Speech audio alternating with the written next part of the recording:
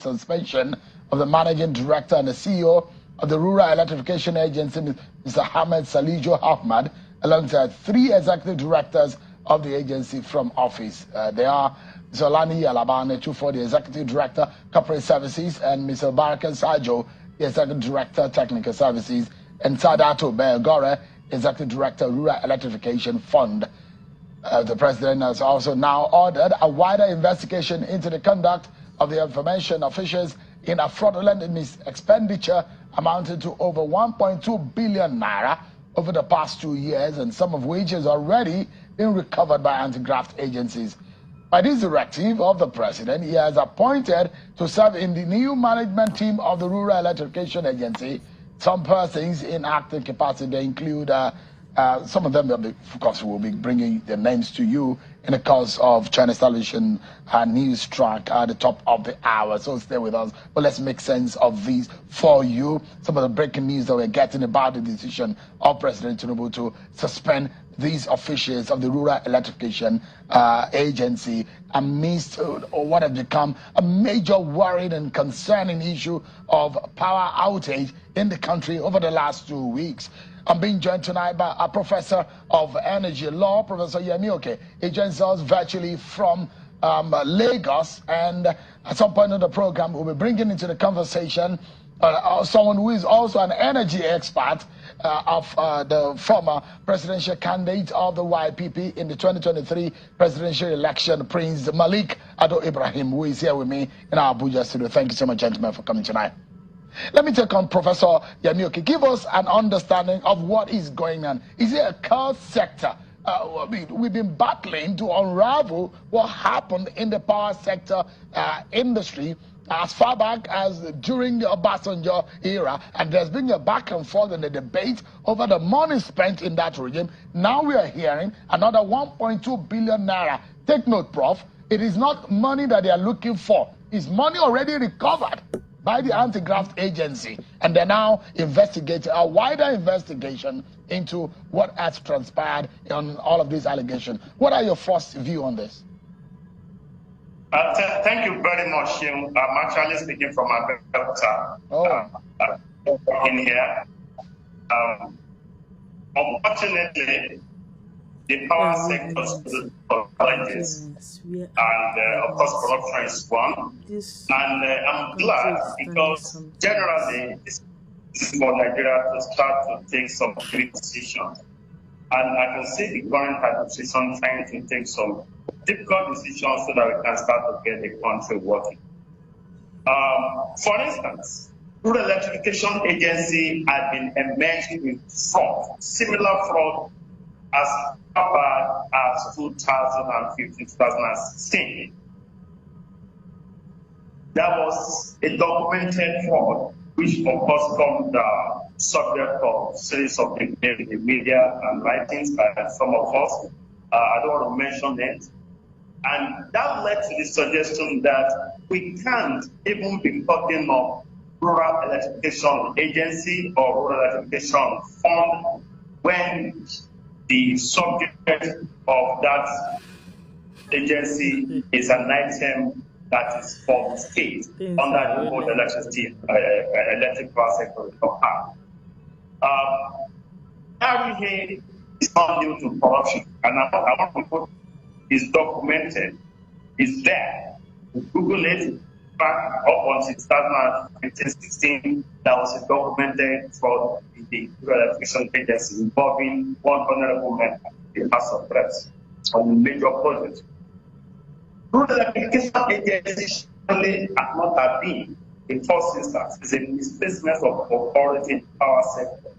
The name rural promotes the closest communities to community, the closest level of government to the community, which is in local government and state. We have advocated that Rural Electrification Agency should be disbanded, it should be scrapped, and given to states to manage state and local governments to pay more charge of collaboration. And that Rural Electrification Fund, the pool of funds for that agency should be given to state government so that state government can manage with the local government so that we can have electricity at the level of rural communities, because that's not an item that should be the concern of the federal government. A whole lot of issues with rural electrification agency, and it was topmost in the 20-point agenda that was suggested to the current administration as to what ought to be done in the power sector. It's never been transparent. It's been dropped for the boys. Rural electrification agency has been going about installing solar panels and solar what have you in communities, things that ordinarily would have been done by the government or state.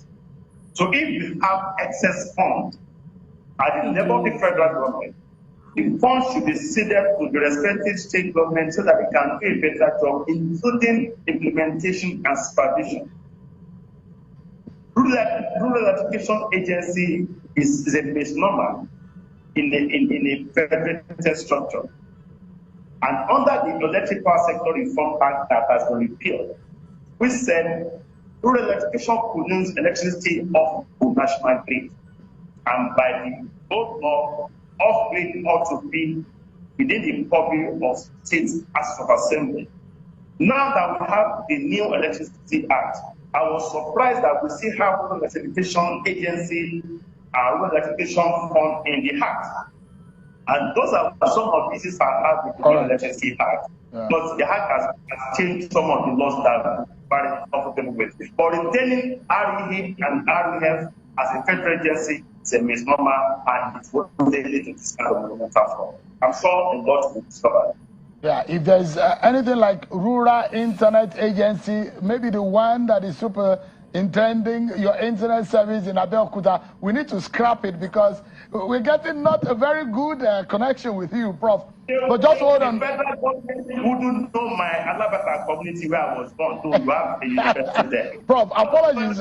I don't mean to call your rural area rural on national television, but just. The state government and local government should be able to do a good job. But from time to time, monumental fraud has been perpetrated at REE and under RUF. All right, Prof, give me a moment, please, because the connection is not quite solid, but I'm hoping that the engineers might be able to advise on how we can get a better communication in the next few minutes. Just so they work with you in a moment.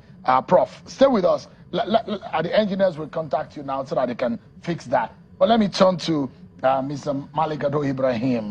When you heard, and you heard what Professor Oke is saying there about whether or not that agency is still relevant at this time. And the kind of corruption, and we were having a banter over this before we came on the air, and you were saying that this is not new and this has been going on. What do you know about this kind of situation going, especially in a sector that has been bedeviled by argument and debate of corruption that has held us back and put Nigeria into darkness for years? For me, it's rather unfortunate that we're going back to a debate we had before the elections. I think we've been on this conversation. We're still trying to fix a modern problem with archaic solutions. We haven't turned the page as to what we do to make power work in the country. Power is the hub of industrialization, of modernity, of better life. And when you hear enunciations from the Ministry of Power, when you hear about what's happening at REA, nothing has changed. We haven't had any kind of sort of concrete direction from the federal government, from this administration saying, we are going to hold power as our paramount drive for the future. And that's what needs to happen. So this dissection of rural electrification or states having electricity, it's still not going to work, because the fundamental thing is we generate a lot more than we can distribute. And what we can distribute is only distributed from sort of historical infrastructure. We haven't modernized. We're trying to get Siemens to do certain things. And there's modernity that can help us embed power where it's needed, using renewables, using storage, using hydro. And we seem to always have closed a blind eye to it and not take that next step. And other countries around the world are doing this without even a thought. We know it happens. We travel around the world, we see it, but nobody wants to implement it. And I do believe Prof was right. Rural electrification makes us sound like we're going back into the Stone Age. Let's just get electrification right. Let's get the main part of where power is going to be delivered to the country. centralized. Those that need to be embedded also need to be embedded in the communities where power is needed. And we should have safe zones for industry, where power is developed and delivered so industry can come in, take some of the pressure off the grid. These are things that we don't need a committee for. It's formal committee for everything. We don't need a committee. We know what the problem is. We are just blessed with so many people like myself that are involved in different forms of electricity. We should be brought together, sat down, give some kind of direction to government, because if you put somebody in the oil and gas sector to run your power sector, don't expect anything other than, I know gas, I know oil, and that's what I know, and there's nothing else that's going to change. We haven't put the right people in the right places. Winner takes all is what happens when you win in the elections in Nigeria, but it doesn't allow those with ideas to come forward, even if we're from another party, to sit down and proffer ideas. This country belongs to all of us, and we should stop using that excuse as to why we're not talking. I will come to some very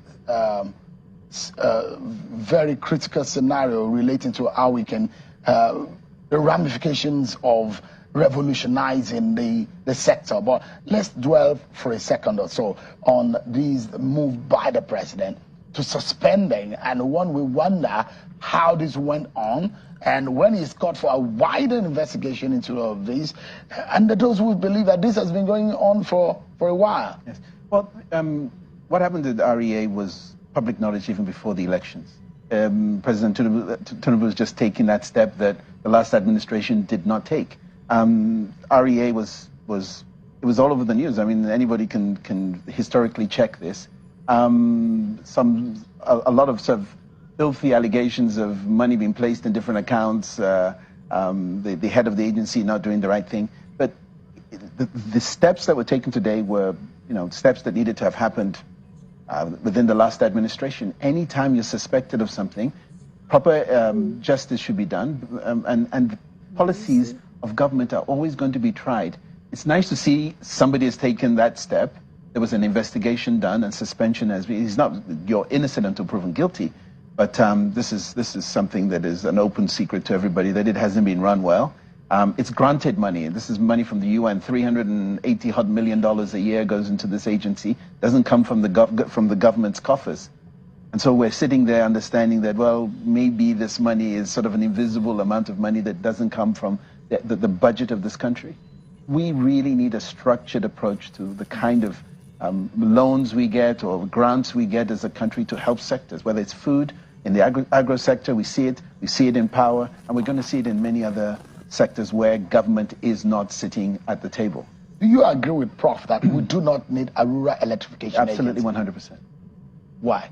Because power is not something you ruralize, it's something you generalize. For me, it's a human right. We need power, and it is and must be the fundamental goal of this administration and any administration that comes into the ruling this great country of ours. You don't stay in power if you don't give your people power. And power is what's going to move this nation where we want to be.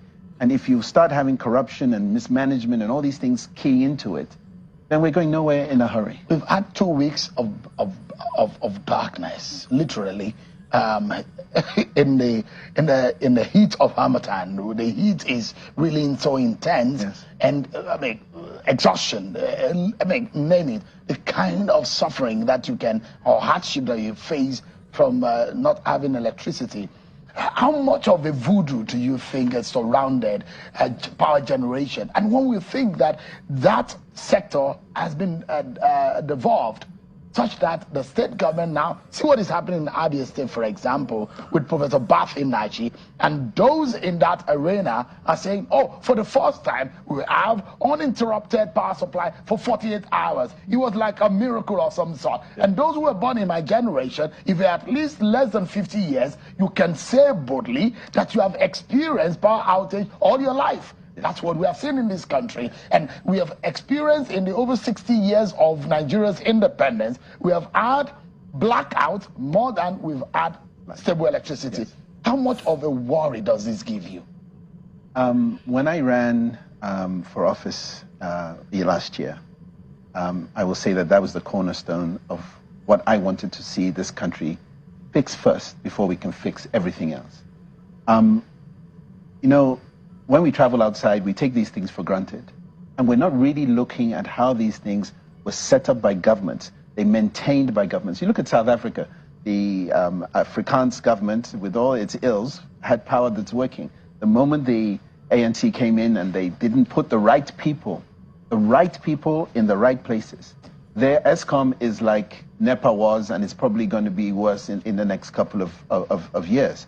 We have, I mean, this government inherited what it has. What's happening in Abuja is not because of what it did in 12 or 8 months. It's what successive governments have not done that has led us to situations where around the country we're still dealing with 4,000 megawatts, producing 12,000 and jettisoning 8,000 to waste. We have opportunities to store power, to deliver power where it's needed. There's modernity in the power sector globally. And our country just seems to be able to turn a blind eye to things and say, you know, maybe the next guy will fix it. It took 20 years for the miracle in Naba to happen. 20 years. 180 megawatts. We produced 180 megawatts in South Africa in 3.5 months. And I was going to come there, that, I mean, a lot of people perhaps who do not know Malik and what he does privately, I mean, as a private citizen, is part and parcel of intergovernment, some nationals that are helping other countries to generate power. He's helped countries. He's worked in Turkey and South Africa, as much as we have read. You know better. And if you have helped other countries to get their power sector working, why are you not helping Nigeria, Malik? I've done my part in presenting my case to the wonderful people in Nigeria to understand that you need a modern head for modern problems. I'll tell you one miracle that has happened, and I don't believe it, and I have to keep thinking to myself, where did this man come from? The governor of Niger State reached out to me a couple of weeks ago in London and said, we need to talk. I'm the power state. I need to fix this problem. How do we do it? I've been in this business in Nigeria since I moved here 11 years ago. That was the first time. And not only did he ask for solutions, he engaged me directly in what those solutions should do, how he can recover the investment he wants to put, and what industries can we tag on to this power. I was dumbfounded. And when I see what he's doing in the agro sector, this is a man who understands that if I'm going to have all these tractors, if I'm going to deliver food to the citizens of Nigeria, I need power, and I need to have the cold chain ready. I need to have preservation of my food. He's thinking ahead of the problem. I think the president's inaugurating his tractor delivery tomorrow. Look at what he's doing. He's already thinking 2 steps ahead, saying, I need power, and I need it quickly. I can't wait 20 years for 180 megawatts. Can you deliver me 50 megawatts by the end of this year? Yes, Your Excellency. Let's do it. And we're willing to put our efforts into making sure. I'm from the Middle Belt. This is where the food basket of Nigeria starts. What is your expertise like? What have you done in the power sector so Nigerians can have an understanding? In the private sector in this country, what are the possibilities? How many countries have you helped in generating power for? To date, 18 countries. From very modern countries like Turkey that are fully industrialized to countries like Congo DRC where we're putting power into the mines. This is not witchcraft. This is not some kind of imaginary thing. We do this as a living. There are probably 5 companies in the world that do what we do to put power where it's needed, embed it, and give results. My dear country doesn't believe in its own profit, so we get to sit there and just watch, you know. But you've experimented in the private sector. Yes, we built one of the most modern dairy factories in the world today in Adamawa State. Since 2019, this factory has been running off renewables from my company, storage and solar. Hasn't had one day down, produces close to 150,000 liters of milk a day, generating tremendous income for those in that area, Mayobalwa and the Sebore region of Adamawa State. We see the multiplier effects. And I'll tell you something, that thing has been on and running since 2018. Not one government official from the last administration or this administration, whether in power or in the agro sector, has gone to have a look of what modernity can do, not just for an industry, but for the areas, the Fulani farmers that are now not moving their cows because we have to take milk I mean, you've got to sit down with Aminu Nyako and listen to a young man with a brain that has a vision and implemented it with such poise that people from around the world, I've taken Saudi Arabian groups to go there and see it, I've taken companies from Turkey there to go in, and we've replicated what he has done and what we have done with him in foreign countries. I mean, for me, this is where we lose ourselves. We're not enjoying what we are. So, but the sector has been liberalized by the signing of the law by the president, and when we wonder that should be a new horizon, isn't it? Okay, so in September of last year, I was the first company in Nigeria to be given a license for 100 megawatts of renewable power, storage and solar to be put into Adamawa State as well, to put onto the grid. To get a power purchase agreement is all we need. To get to see the governor of the state was easy. To get the land lease, the NERC, to get it done. To now sit with government at the federal level, to have the Minister of Power or the bulk trader to sit down with you, it's like voodoo. It's almost impossible. So we have to privately deliver this power. We're not asking for government funds. Take the power. Now we're supplying the power to the West African power pool. This deal we just signed a couple of weeks ago. Nigeria is not going to take it, but the rest of Africa is going to enjoy what we build in Nigeria to supply the rest of West Africa. For me, there's a nonsense. That looks like a curse, though. Well, we're cursed in many things, and leadership is one of them. Malik, and unless we sit down... I did not invite you to talk about power, interestingly. This came as a breaking news, and now we're talking about power, a topic that we never planned to talk about. But yet, little that I know about you, it's allowed us to delve into it. We'll be getting more. Professor Yemi, okay, is still with us. Perhaps the ruralness in your location, if you can tell us. I thought in my mind that with the new legal premise on energy in Nigeria, that we are headed somewhere. But it doesn't look like it is totality, it's 100%. What else do we need to do? Seun, the problem as amplified by Malik, to an extent, is essentially regulatory. Once you have privatized an entity, for instance, the power sector, the only job of the government is to regulate. And effective regulation is what will drive and bring about positive results in the sector. Malik complained about recidivism, time wasting, taking years to get a license. These are regulatory issues. He had challenges with MBET and the PPA thing. Those are regulatory issues. And I would differ with him that the federal government has not been talking. That might not be correct, because we've seen the body language of the current administration showing positively the direction that the power sector ought to go. And one of the signs of seriousness that we want to reckon with is the fact that something went wrong in the Rural Electrification Agency and the government has acted decisively. And more we expect to follow.